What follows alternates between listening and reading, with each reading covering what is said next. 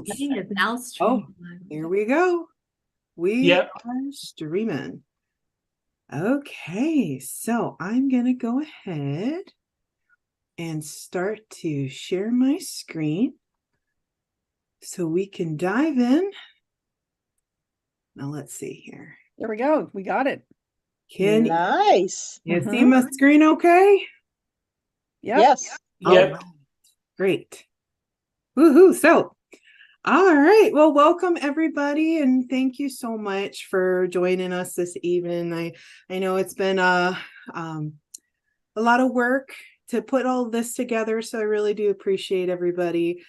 First of all, inviting me to come and speak, and also teaming up with me to be able to help present this, and then also showing up as well. It really makes me feel good, and I hope that today you take away some things that will also help you feel good as well, because really the whole purpose is I want to be able to just share that I myself, my name's Emily. I guess I should give you a little background. I'm a registered dietitian. I've been working in healthcare for a while, but I've been a dietitian since 2017. And although my last name you may not recognize, you may recognize my maiden name. I am indeed a worm. So representing the family. But I also used to be a preschool teacher at Mum. So I've been a Mum member since I was itty bitty. So it's really special to be able to come here and talk with you all. All right. So top 5 nutrition tips for sustainable weight loss. The reason I decided to share this with you is because weight loss has been a challenge for me my entire life. And I've worked with a ton of people over the years who have also struggled with it as well. Quite frankly, I feel like it's very difficult for most people. And if it's not difficult for them, they're very special, and I do envy them. But the process itself, it can be a little stressful, especially when you're getting tons of information from all over the place. Eat less, move more, don't eat this, that's bad if you eat that, you're bad if you eat that, or all of these phrases you may hear. Well, today what I want to share with you are ways to be able, at least my top tips for being able to help with weight loss in a way that's sustainable, meaning we're choosing long-term well-being over those quick fixes that chances are going to be short-lived. So let's get into it. Let's talk about some of those healthy habits. So we're going to dive in. I'm going to share my top tips, but I also want to give you the opportunity to ask some questions. And I'm going to grab my phone over here. Emily, can I just make a suggestion that we all mute our microphones so we don't pick up outside noises and interrupt what you're doing? Oh, yes. I'm getting a little bit of feedback, so. That would be great. Thank you. All right. Okay, I think we're good. Thanks, everybody. I appreciate that. All right. So I do want to give you, though, the opportunity to go ahead and ask questions. So each time that I bring up a tip, by all means, feel free, go ahead afterwards. You can unmute and ask me some questions. It sounds like we may have one more that's still hearing a little bit of feedback. But also throughout the presentation, I want you to think about one question. What is one thing that you could try to do this week? So out of everything that I suggest, every tip that I throw at you, consider maybe a takeaway, at least one takeaway of something that you feel would be realistic for you to try to start implementing this week. So then I'll have some resources for you at the end too. All right. So first things, still hearing a little feedback. I don't know if anybody else is hearing. So anybody who's coming on, if you don't mind, please mute in your mic. That would be great. Thank you. Okay. And if anybody's having trouble finding the mic, sometimes I know it can be difficult. If you hover around the bottom, you can see that it'll pop up a menu for you. Bottom left, correct? Bottom left. Okay. Because Yep. Carol and Janet, I'm still showing you as up. Carol's muted. Thanks, everybody. I appreciate it. And it's also important to know where that mic is, because I definitely want this to be interactive. I want you to be able to, ask me questions after each tip. Like I said, you'll have the opportunity to ask questions. And if you don't have any questions, that's okay. Or if you don't feel comfortable asking questions during the presentation, you can go ahead and send me an email. I'll put my email address at the end. So, all right, tip number 1, protein. We want to prioritize protein. Now, this is something that my mom, you all know as Linda Worm, has asked me specifically to bring this up because we talk about this a lot during our family conversations about food. She knows anytime that I'm coming over, I'm going to be bringing something that has protein in it, or at least talking about protein. I know it's fun having a daughter as a dietitian. So the reason for that is because, quite frankly, protein is very powerful. Not only is it something that can help increase your fullness, but also it can help support blood sugar and also prevent muscle wasting.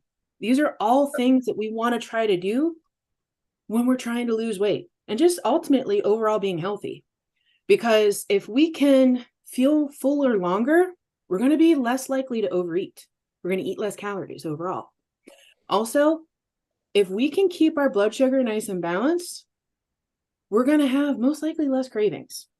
We're also going to be less cranky.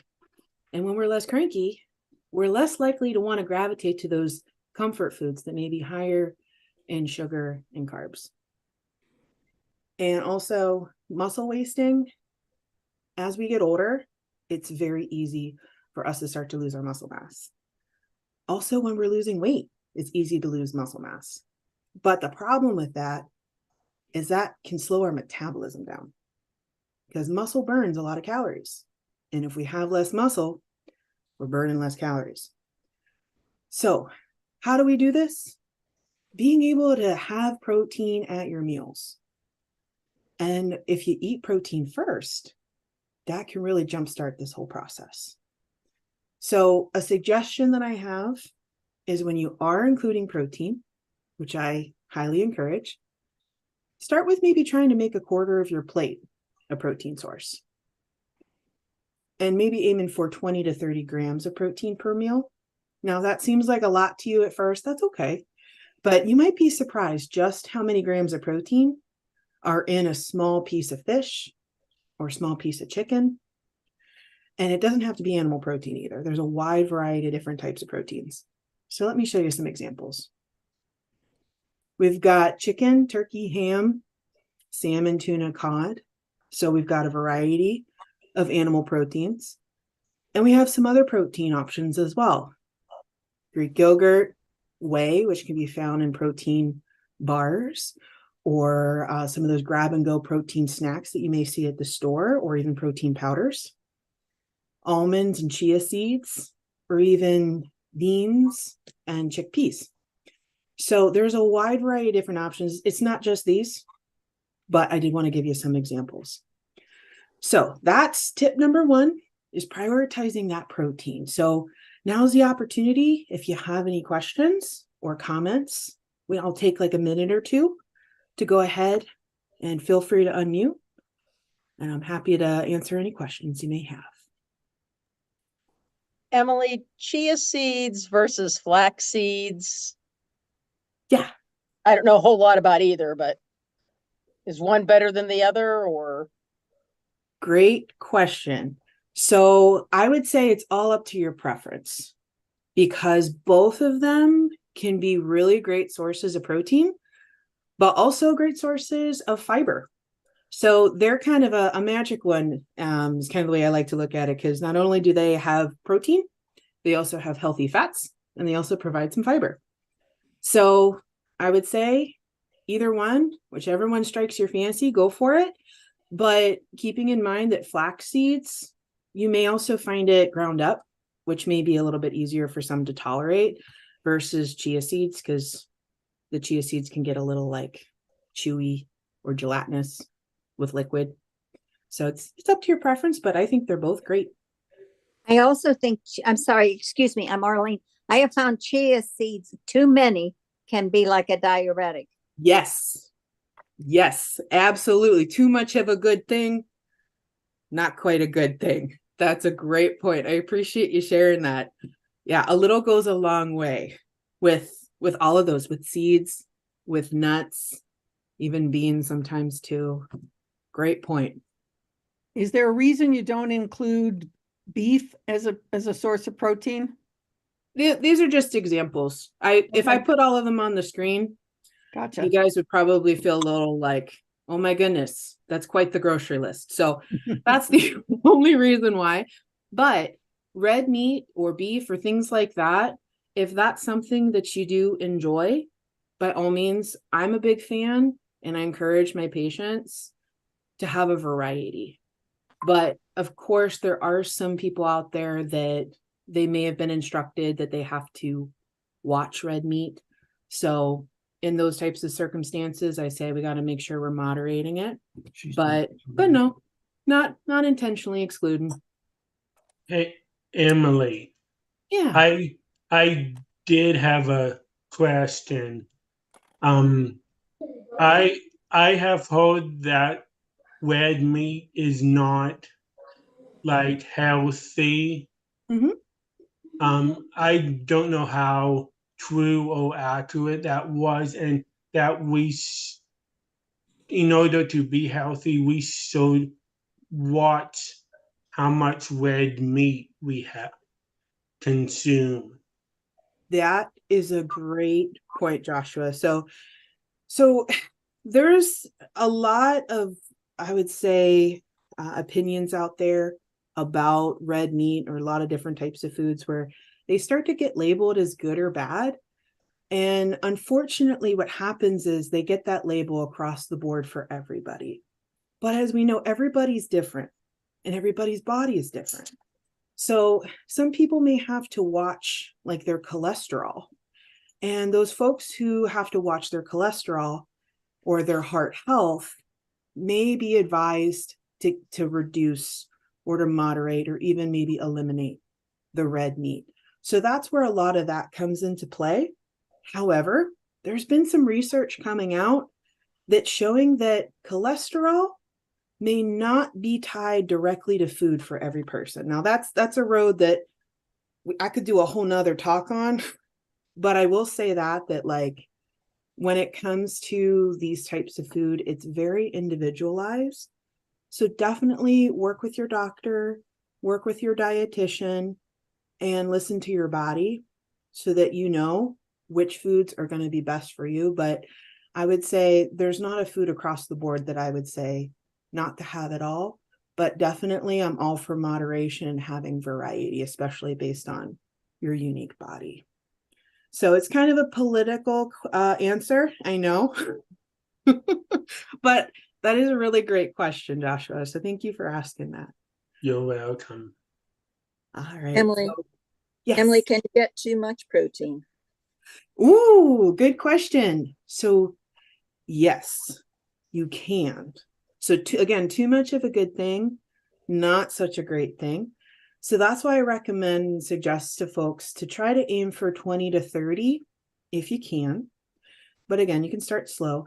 But any more than that, your body it's just going to become, pardon my phrasing, but my professors used to call it expensive pee. You're just going to pee out the rest of the protein. So these protein powders that are like 45 grams, your body probably isn't going to absorb it. And then it starts to be a little bit tough on your kidneys. So that's where some of those like really high protein diets, like really high protein, you don't need to be doing all of that. So good question. Thank you. Thanks for asking. All right. So we've got 4 more tips. Let's move on to the next one. So fiber. This is another important one. So fiber, it's kind of similar to protein in the sense that it can also help with fullness. It can also help with regulating your blood sugar. And also it helps with digestive health. But we also know, like when I say digestive health, I mean keeping the trains running on time, so to speak. We want to keep our digestive system going. We know that it gets rid of the waste, but also too, it's something that we want to make sure if you're trying to increase your overall fiber, which the recommendation is typically 25 to 35 grams a day, make sure that you're staying hydrated too. So this is an analogy I use often with my patients. And if you all will understand and appreciate it, which I'm so excited to share with you, because it's a reference I use for people that I talk to across the nation and they have no idea what I'm talking about. When I say picture sandcastle, the speed slides at sandcastle. When you're going down that speed slide, or in my case, watching people go down the speed slide, I don't want to do those. If you see them go really fast, you see that they've got water, they're splashing going down that slide. But now picture it with no water or less water. They're going to squeak the whole way down that speed slide, and it's going to hurt, right? It's not going to feel good.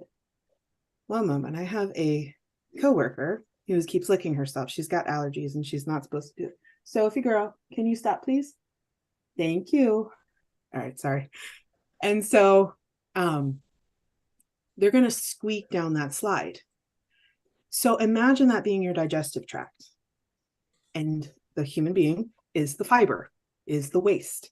You want to make sure that you're staying hydrated, because otherwise it's not going to be slippery and it's just going to hurt. You're going to be constipated. It's not going to feel good. You're going to strain, not good. So too much of a good thing. With fiber, you can also have a little too much. It can backfire. So what I'm saying with all of this fiber is essentially, fiber is important. We need to try to aim for having enough fiber, 25 to 35 grams, but too much too fast could be too much. So slow and easy, gradually increase. And as you're doing that, make sure that you're staying hydrated, drinking some water with it, and getting those fluids. So if you want to do it, I would recommend half a plate of non-starchy vegetables at your meals is a nice and easy way to do it. But again, I love variety. So finding different ways to include fiber is going to get you some different nutrients too, which is also great. And some ways to do this is aiming for color. It doesn't all have to be calculating how much fiber and looking at all the calories and doing all those complicated calculations. Have fun with it. Go to the store, see what's on sale. Look at the produce section. Try to get as much color as you can and get it on your plate. Have fun with it. Try some new recipes. Aim for whole grains. Get beans, seeds, nuts, again, those flax seeds and chia seeds. Making sure to read those labels for serving sizes, especially with those seeds, because again, just like we talked about, too much, we don't want to be aiming for that. Just a little bit can sometimes go a long way. And if you're going to have apples or potatoes or something like that, keep the skin on there. That's going to also add some fiber and some extra nutrients. So I know that was a lot packed into one tip there. Does anybody have any questions about fiber? Emily, you mentioned on the previous slide a half a plate of non-starchy vegetables. Could you just clarify with us those that are considered to be starchy, the ones we should limit? So the ones we like, right? Well, that's the thing. I would say when it comes to starchy, they're still going to provide you some really good nutrients. So they're not bad, but you did say about moderating, and I appreciate you using the word moderation, because that's what we're trying to do, is we want to moderate. We want to have a variety. We don't want to have, a half a plate filled with just, potatoes, because potatoes is an example of a starchy vegetable. So things that are going to have starch in them like that. So like potatoes is one really big popular example. I would say corn would be another one. But again, these are foods that have actually really good nutrients. Like potatoes, they're going to have potassium in them. And that's good for your body as well. That also, if you're going to eat them, have skin on them. So the ones that I'm saying we want to try to incorporate even more of, these non-starchy ones, are going to be like what you see in the picture here. The greens. So the leafy greens, even like cucumbers, cabbage. I know sometimes people like to say carrots, oh no, they're sweet. Carrots are okay. Carrots are good. They provide a lot of good nutrients. But ideally, if we could have like a mixture of those, that would be even better. And so what I'm saying, non-starchy is ideal, but starchy to include them is still a really totally fine. I know they get a bad reputation, but they're totally fine too. Aim for that fiber. We want to look at that fiber. Emily, I was late coming in. How do you recommend eating the chia seeds? Okay, I love that. That's a great question. So chia seeds can be eaten in a wide variety of different ways. My favorite ways that I like to suggest to folks is to mix them into either a drink, like a smoothie, or I like putting them in oatmeal, because oatmeal, those old-fashioned oats already have fiber in them. And I'll sprinkle some oats in there, or in like some low sugar Greek yogurt, like a parfait. I'll sprinkle them in there, and also in a smoothie. But I will say, once you let them sit and soak, they're gonna absorb a lot of water. So if you like them a little bit more gelatinous, let them sit, let them soak. If you don't like them like that, add them right before you eat. If you want like almost like a poppy seed kind of crunch to them, add them right before you eat them, so they don't have time to absorb all that water. So it's your preference, but good question. There's a lot of ways to enjoy those. Okay, thank you. Can they still be effective if they haven't absorbed or hadn't gotten gelatinous before it goes into your system? Yes. Like they break down in your system. Okay. Yep. Because once they go in, you've got fluids in there, right? And they're going to be slow to move through your body. So they are going to have some time to absorb, but they're also still going to have those important nutrients, the fiber, and also those healthy fats that we really, that can be helpful with a wide variety of different things. Again, that could be a whole nother presentation, but they're still going to have that fiber regardless of what form they're in, and be able to help be able to add that bulk to your waste. Emily, would you agree that starchy vegetables are converted to sugar in the digestive process? Yeah. Oh, go ahead.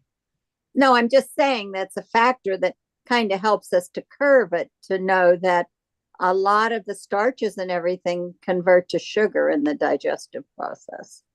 That's a great point.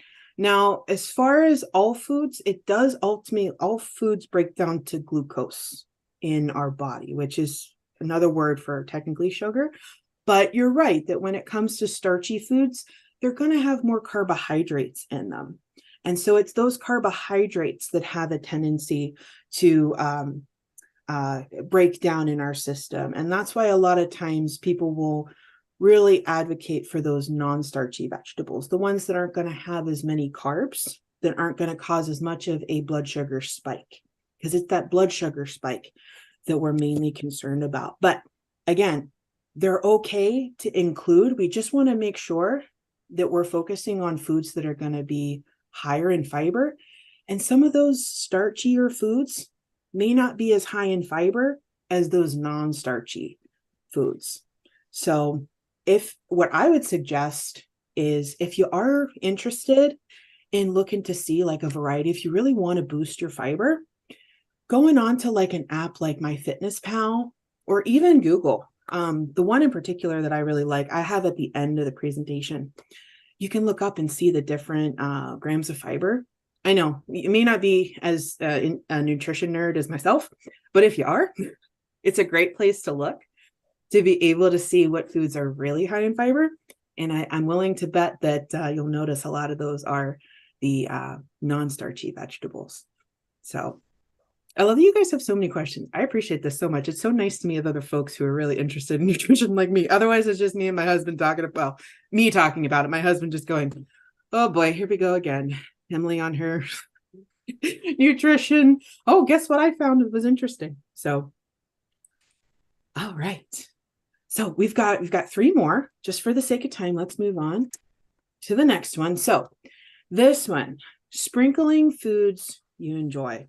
Now, this is the area where I really want to take a moment to explain why I'm including this. So from myself, I'm somebody who came from a history of working with a lot of dietitians, even having had weight loss surgery myself. And I've worked with a lot of folks who, myself included, have a history of a poor relationship with food, even verging on an eating disorder. And a lot of that stems from being told, eat this, not that. Very restrictive dieting. And unfortunately, that can backfire to the point where it actually becomes detrimental to our overall view of what wellness actually is and how to manage our nutrition. So much that when you restrict to a point where you say that food's bad, then you start to feel like I'm bad if I have it. Or if I'm exposed to that food later on at a party, I may not be able to control myself around it and I binge eat, or buy it myself and binge eat later. So what I have found to be, I've done a lot of research on this, and I found this to be very successful, not just for myself, but also for the hundreds of clients that I've worked with in the past, is sprinkling in foods that you enjoy. Because we're on this earth for a long period of time, and we have to eat to live. We also need calories for our body to think, to breathe, to move, to live every day. And it's not always realistic to say, I'll never have that food ever again, or I'll never be exposed to that food ever again. So let's try to make it a way that's actually enjoyable and will be more likely to be sustainable long-term for us while building a healthier relationship with food. And so one way to do that is to plan your portions ahead of time. So portion control is important overall, but it doesn't have to be super restrictive. We don't have to bring our measuring cups with us. But being able to just say, hey, you know what? I know I'm going to this party later, and chances are they're going to have some foods that I don't typically eat. But you know what? I'm going to find that protein, or I'm going to bring that protein to the potluck. I'm going to have some of that protein, make quarter my plate that protein. I'm going to have some fiber. Maybe I'll bring that fiber, a little veggie tray. But I'm also going to say, you know what? I'm going to get myself a little room on my plate for those chips that I know are probably going to be there, or some sort of food that maybe I'm not always having at home, and I'm just going to have a little bit. So we can also modify recipes. If you want to go ahead and bake something that maybe you're making muffins or something like that, being able to substitute some ingredients in there can be one way to do it, where you're reducing the amount of carbs, reducing the amount of sugar, using some healthy substitutions or alternative substitutions, pairing with a protein. So if you are, just like I said, you're going to a party, making sure to have that protein. If you want to have something that's like a dessert, let's say you're going to a birthday party and you love cake, but you don't typically eat cake because it's just a choice that you've made, that at home, it's maybe not sustainable for you to be able to control yourself around it. And that's okay. But if you're going to a party and you really want a piece of cake, share it with somebody, but try to have a meal first. If you're not going to eat at the party, eat at home before you go. Try to have protein, try to have fiber. We don't want to show up hungry. Also, being able to transition the way we talk about food. And this is, I used to be, well, I still technically am on social media, the TikToks and all of that stuff. And I actually had a video go viral on this because people were so struggling with this. It was so popular, was transitioning from talking about foods where you're talking about it, it's not bad. Instead of saying a food is bad, we're going to call it a fun food. Because it's amazing how when we start transitioning, and this is something I've seen from myself, and again, the hundreds of people I've worked with, when we stop calling it a bad food and giving it that judgment, it's amazing how it can change the way that we view food, and we give it less power and instead say, you know what, that food doesn't have control over me. It's not bad. And if I have a little bit of it, I'm not bad. So we're breaking that cycle. that we may have fallen into in the past, where we restrict, we overeat, and we feel bad, and then the cycle continues. So then that's where that goes into that reducing the overindulgence from deprivation. And you just feel better because you're happier. You're enjoying foods that you're taking back that power from the food. And so with that, I have some examples where if you're going to bake something, let's say, substituting half of that sugar for half of some sort of alternative sweetener. If you're going to go if anybody, please go ahead and mute if you're not muted. Thank you. And then again, having protein before you go somewhere, or if you know that you're going to have a serving of something that's maybe a food that you know is considered one of those fun foods, make sure to have some protein beforehand. Or if you're going to pair it together, if you're like, hey, you know what, I really want to have this dark chocolate covered almonds, that's what I choose. I'm going to have some sort of protein rich snack with it, or I'm going to have a meal right beforehand. So any questions? I know this is a big topic usually when I present it. So what thoughts, questions, comments do you have for me?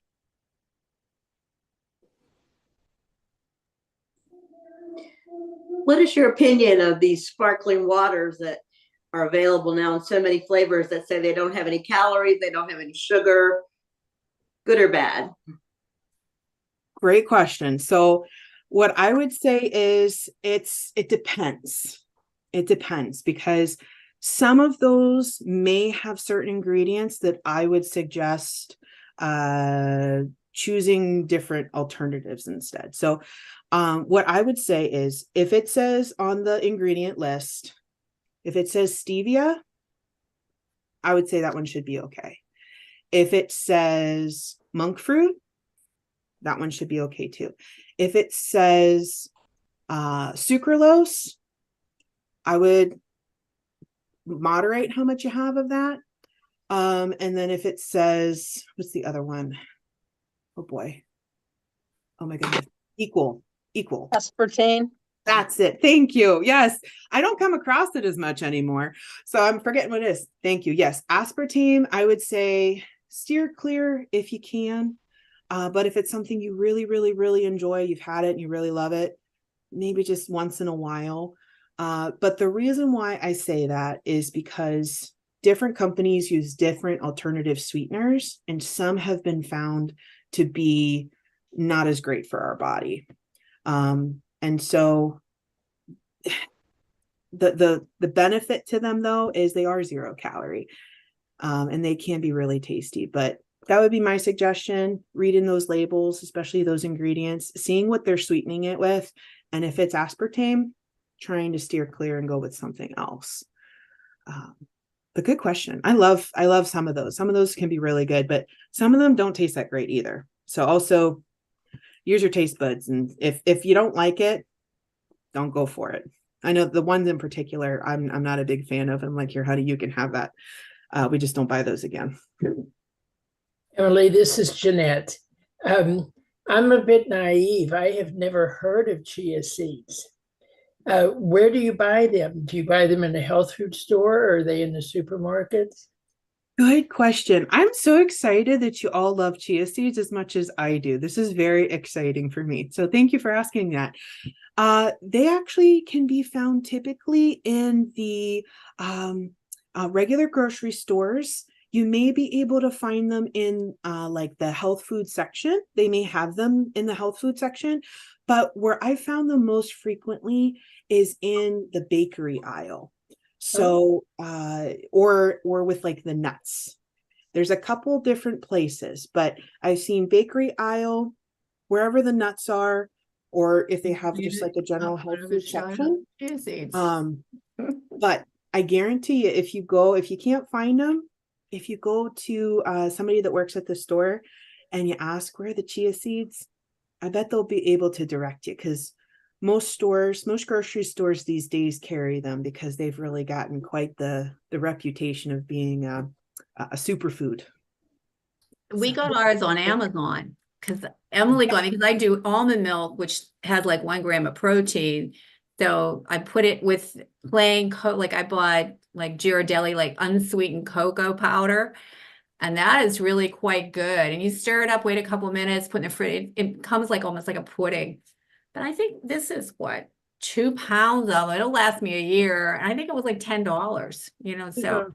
Is that the chia pudding that you're making, Summer? Yeah, That's just the seeds, not the pudding. Yeah. But I use Right, the seeds to okay. make it. Yeah. Okay, because I know I've made you guys. Did I make you guys the chia pudding that we make I here? think we did, leave it in.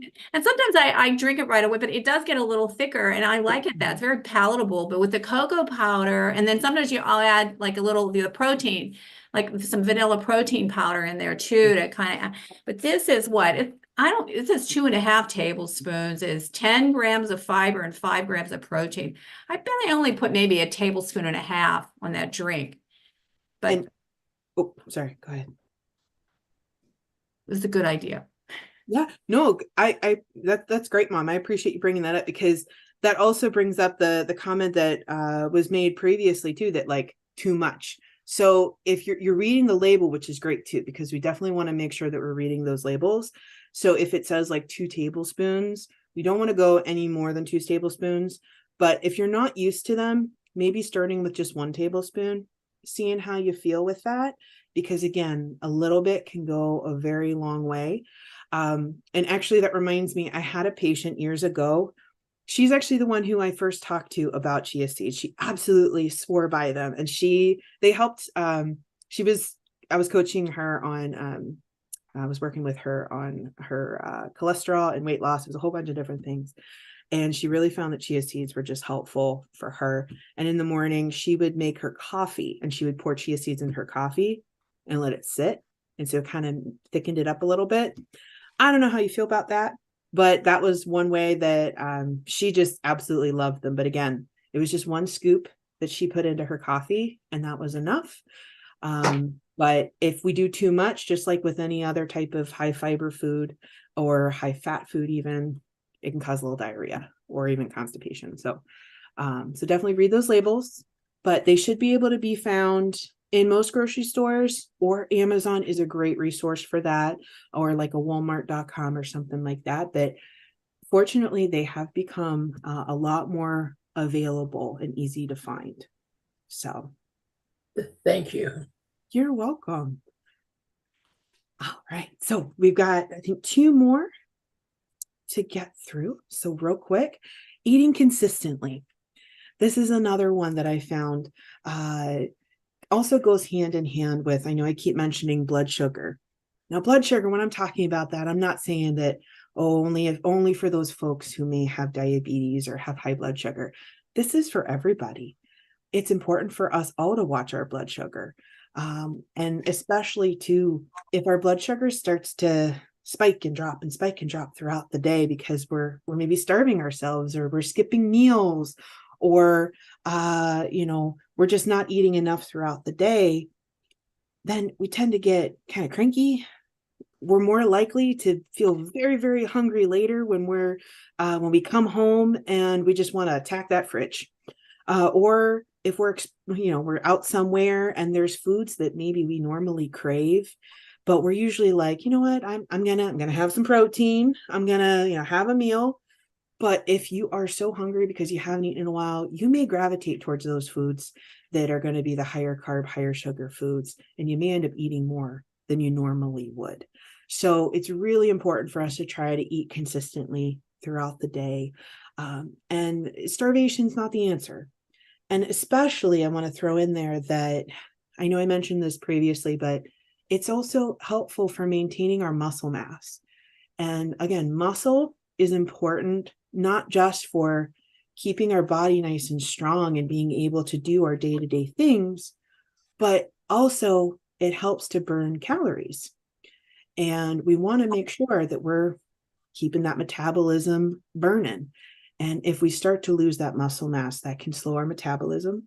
And that can also impact our ability to do those day-to-day things and move our body. So trying to have as consistent meal and snack times as possible.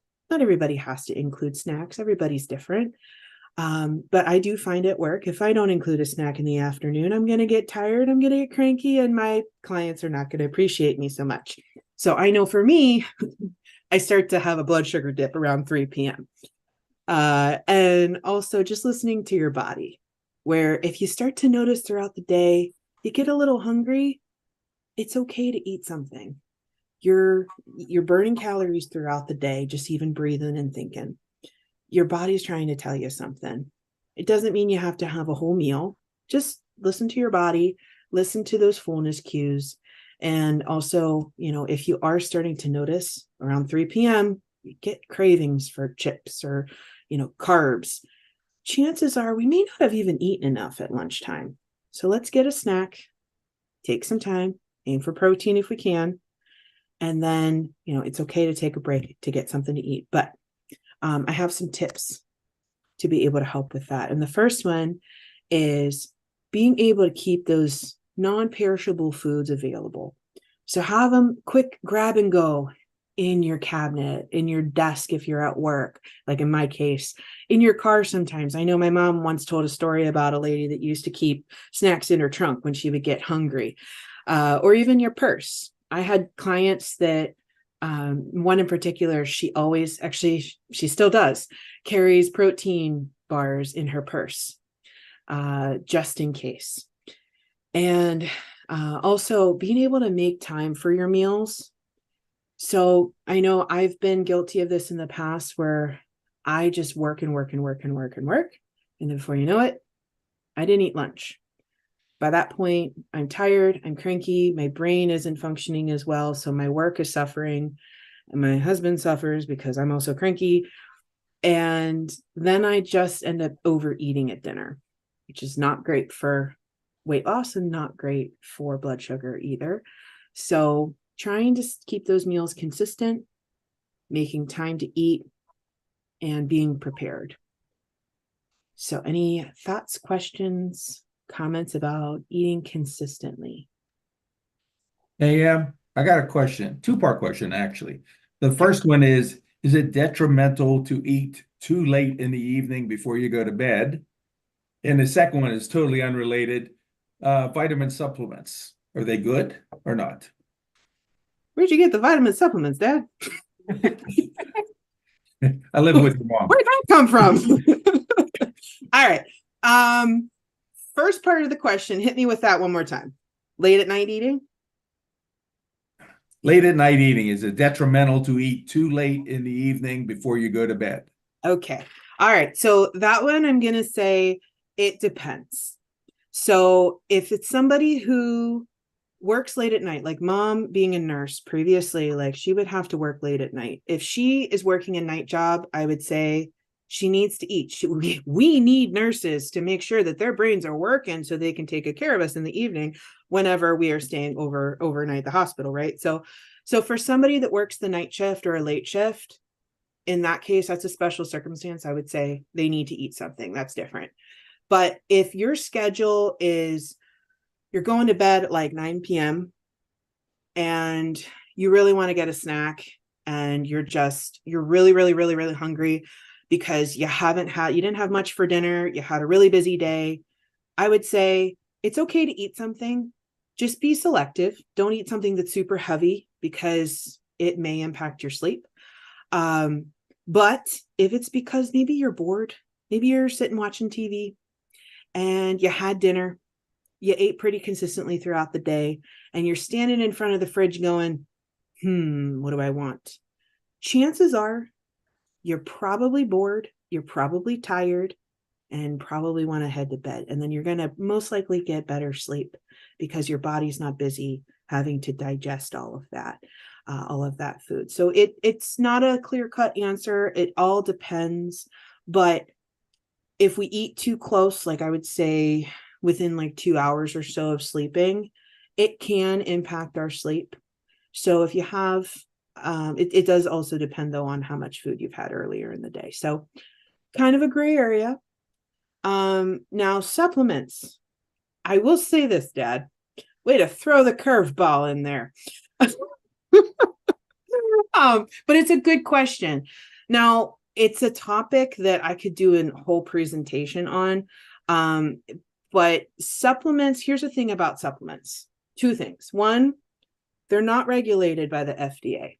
So you have to be careful about what supplements you're choosing, like what companies you're looking at. Some of them will have labels on them that will say that they've been tested. Aim for those ones. So they're not regulated by the government. So there's that. Be very selective on the companies by reading the labels. Two, they're not magic. So, and they can be very expensive. So without lifestyle changes like these healthy habits that I'm talking about, they're not going to do much. If you really want to make an impact on like weight loss supplements or things like that, or really any type of supplement, you can't outrun a poor diet. And a supplement isn't going to help. But if you have a nutrient deficiency, like for me, I have low iron, supplements can be very healthy and helpful with proper nutrition. And if you're going to go that route, I strongly suggest talking with your doctor and dietitian before you start any sort of supplement regimen. Because again, too much of a good thing can actually be detrimental. There was a gentleman who actually had oh boy, I can't remember which supplement it was, but he actually passed away because he overdosed. It's called megadosing on a certain vitamin. And one of my dietitian professors actually posted about it. It was very, very sad, but he thought he was doing something healthy, but he took too much of it and it actually ended up causing him to pass away. So I take supplements very seriously, just like medications. But yeah, that was, I know, a heavy answer, but does that help? Does that answer your question, Dad? Thank you. You're welcome. If you need a part 2, just let me know. I could do a whole presentation on supplements. All right. They said throwing your money away. It can be. It can be. As far as throwing your money away, especially some supplements, like I said, they're not regulated by the government. I guess I should specify. What I mean by that is supplement companies are not required to tell you what's in their supplement. So they don't have to list their ingredients. They're not regulated by the FDA, which means they can fill it with sawdust if they want to, and say it's vitamin D. So what I suggest is reading the bottle. And if it says that it was third-party tested, or there's a couple companies out there that do third-party testing, if they have like a label on there that says that, then they're more likely to be telling you the truth and more likely to be a better quality supplement. Now, I'm not going to go into which companies and all of that, because that in itself, I know we only have 10 minutes left. That in itself could be a whole nother presentation, but just make sure, just like with food, read those labels. Make sure that you're getting a good quality supplement that's been tested, and work with your doctor and dietitian. They can guide you in the right direction. But there can be people out there that are trying to sell you really expensive sawdust. I say sawdust just as a quotation sawdust, not actual sawdust, but there's some junk out there. My husband. Is sawdust a good source of fiber? I mean, for beavers maybe, but I would not suggest it for us. Okay. All right. And the last one that I have for you is, you probably heard the phrase, if you fail to plan, you plan to fail. And what I mean by that is being able to plan ahead, your future self is going to thank you. So, for example, tonight, I knew I was going to have a busy day. And I decided last night, I'm going to throw some food. I made a beef stew, got some veggies in there, got some protein in there, and I put it in the crock pot and I have it ready to go so that after a presentation tonight, actually during presentation, my husband's downstairs probably eating it right now, that I would have dinner prepared and ready to go. Because otherwise, I know I'd probably end up being hungry. He'd be hungry, and it's a lot easier to get that takeout menu out. And I know I'm not going to feel good after that. My body's not going to appreciate that as much as it would appreciate that beef and vegetable stew. So having a plan. It doesn't mean you have to be perfect. It doesn't mean you have to have every dinner planned out each night. Do the best that you can. My goal for the patients that I work with is try to aim for at least 3 meals a week. And then we can create some ways to really get more out of those meals. And I'll show you that in just a moment. But ultimately, it helps to prevent you from getting bored, eating the same thing over and over and over, where you get into a pattern. It adds a variety of nutrients, which your body needs. And it also helps prevent some overeating and binge eating, because, you know, if we don't have a plan and we're just standing there in front of the cabinet and we're super hungry because we had a long day, maybe a stressful day, we're more likely to gravitate towards those higher carb, higher sugar, easier access foods. And if we don't have those foods, that takeout menu looks real good. So how can we make this easier on ourselves? Cook twice as much. So cook once, you get 2 nights of leftovers. So what I did, like tonight as an example, I made a beef stew, and I made a lot of it. So what I'm going to do with that beef stew is we're going to have our serving tonight, some for my husband, some for myself. We're going to store some for tomorrow, we're going to have for dinner. And then the rest of it, I'm going to put in one of those, a pan that I can actually wrap with aluminum foil, wrap it with some additional foil, pop it in the freezer, label it, date it, have it ready to go. And then maybe next month, whenever I don't feel like cooking, we can defrost it. It's ready to go. So really, I would have gotten almost anywhere from 3 to 4 meals out of it. So cooking one time, getting multiple meals out of it. And then also being able to repurpose those leftovers. So like, let's say I made chicken. I could have that chicken and make it in, like, I don't know, just as kind of like a half of it, I could do like a buffalo type of chicken, or do like a barbecue chicken or something like that. And then the other half of the chicken, I can just shred it up and make like a chicken salad out of it, or something along those lines, where I have the same protein, but I'm just mixing it up and adding some additional ingredients to add a little variety for different meals. And the biggest thing from this, though, is starting with a grocery list. Because if we're going to have all these meals, we're going to make all these plans, we don't want food waste. We also don't want to get distracted when we're at the grocery store, because it's easy to get distracted on those, the certain snacky aisles. So having a plan, having a grocery list is a really great way to stay focused, to stick to your plan, and also not get distracted, not have food waste, and not spend too much money. So I know that was a lot, again, for our last tip there, but having a plan. Does anybody have any questions, comments, or things maybe that you found to be helpful for yourself when it comes to meal planning?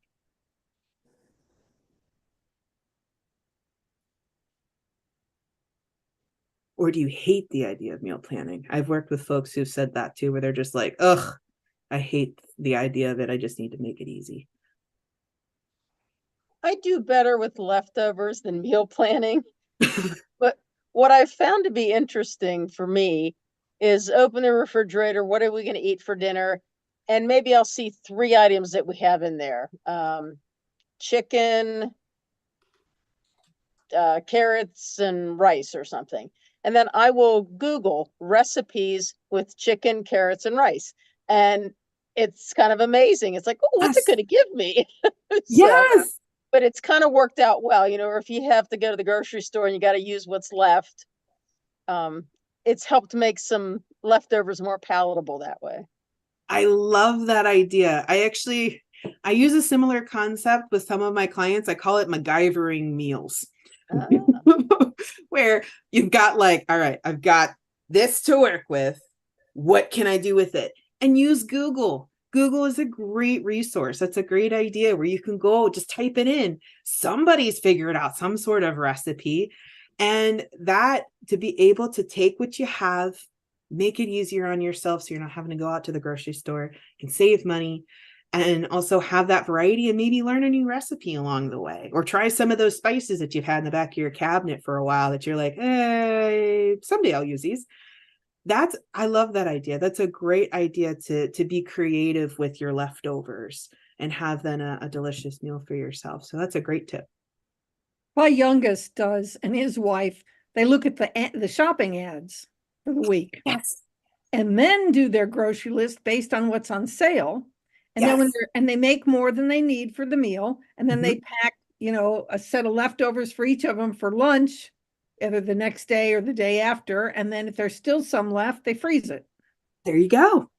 Yeah.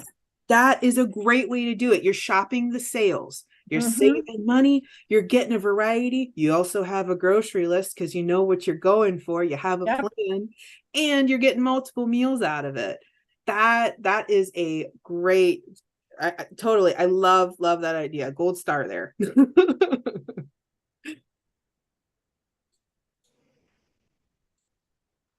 Anybody else? Anything else before we move on? No? Okay. Thank you guys for sharing what's working for you too, or what you've seen. That's great. I always love hearing what everybody's finding that's working for them, or some new ideas, different ideas, because that gives people hope as well. That it's like hearing what somebody else is doing and has found works for them. So I appreciate that. Now, the big question that I said to try to keep in the back of your mind during this time is, anybody want to share maybe one thing that they're thinking that they would like to try this week, if this sparked any ideas or inspiration for them? I'm going to be looking for chia seeds. Woo! All right. You'll have to let us know what you do with it. That's great. I'll do that. I might try some meal planning. I need to do that. All right. Great. Sounds like you've got some great inspiration already there. I love it. I just want to say, Jeanette, you can get chia seeds at Aldi. Oh, really? Right in the bakery aisle. Yeah. Very available. I And was just there today. I'll have to go again. yeah, look there, because they've had them for months now. Really? And, yeah. And Emily, one thing that I'm trying to be more conscious of is the fiber, because I think you can look, I've been reading the labels like with the bread, and Aldi has a good bread there too that has a lot of fiber in it. It's a little bit more expensive than the other bread, but it's called seeded bread, I think. And so I've been buying that a lot. And it's the slim slices, which is good. So the calories aren't big, but it's big in fiber. Oh, that's great. But thank you, Emily. I enjoyed this. Oh, good. You're very welcome. Thank you. I appreciate that. And I really am so glad to be able to talk with you all tonight, and appreciate you all spending the time with me. And I love the recommendation of Aldi too, because Aldi, you may also get the best deal at Aldi as well, because they tend to have really good prices. And some places they may, especially like specific health food stores, they may make their chia seeds a little bit more expensive. At least that's what I found. Like at the vitamin shops and things like that. So Aldi's a great recommendation. And yeah, usually it is like the baking aisle. So, but that's very exciting. I'm so glad everybody's finding some things that they want to give a try. And you mentioned bread as well. There's some other breads out there that may even have chia seeds in them, or just seeds in general that can help with fiber if you're really, really looking to get more fiber. One of them is the Dave's Killer Bread. Yep. That one's good. And then Ezekiel bread, which Ezekiel bread, it can be a little harder to find because usually it's in the frozen section for it to last longer. But those two types of breads I've seen tend to have even more fiber. They have some of those seeds in them and can be really tasty, but also filling too. There's Ezekiel bread. What's that? Your dad just put up Ezekiel bread. Oh, I can't see. Let's see here. Oh my gosh, you're advertising. Sorry, everybody. I couldn't see your faces while I'm presenting. I had the Oh. PowerPoint pulled up. Yes, what's that? 3 grams of fiber and 5 grams of protein, and that is in 1 slice. And it's only 80 calories. Hey, the other thing, we have the high fiber wraps too. Like they have like 12 grams of fiber, like great to throw chicken and broccoli or what leftover salad in them and some meat. Yeah. Wraps are a really great source. I will say that's what my husband has found to be the easiest way for him to get fiber. He's going to kill me for saying this, but but he that's what we're aiming for too in our house is getting more fiber. But for him, the easiest thing is just taking one of those high fiber wraps. He'll put his lunch meat, his cheese, all the different things inside of it, wrap it up, take it to work, and he's got 15 grams of fiber in that sucker. So it's really easy, but I always tell him only 1 because that's a lot of fiber. We don't need an upset stomach. So, but yeah, I love Mom and Dad. 2 thumbs up. Nice job with the Ezekiel bread. All right. And so, and Emily, there's a distinction between chia seeds and chia pets, right? Okay. You don't recommend the chia pets? Okay. I mean, you I'm might sorry. sprout if you start sprouting some green foliage, looking like Bob Ross after having some. If that's the look you're going for, then great. But from my experience, no, I haven't had that happen. But it definitely has a great theme song whenever you're trying to remember what was that seed that Emily was talking about. Oh yeah, chia. Okay. So, grocery store and you can't remember. There you go. So now, also, if you do end up having any questions or you want to reach me or let me know what you tried with your chia seeds, you can reach me at pcoswc@gmail.com. Or actually, you know what? Let me put my updated one in here because I have a new one. Let's go with this one instead. I'll give you my personal one actually. Patiato.emily@gmail.com because that's the other one was my professional one.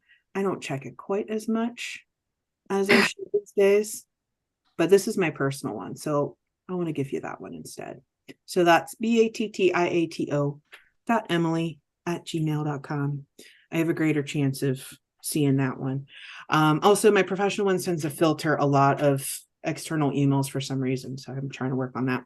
But if you want any additional resources, myplate.gov is a really great resource. Nutrition.gov as well. And then also dietaryguidelines.gov. So these ones are really good. And then there's a couple other, the Mayo Clinic is another one that has some really great resources. And so if you want like a nice, easy read that has some pretty quick and easy articles, Mayo Clinic is really great too.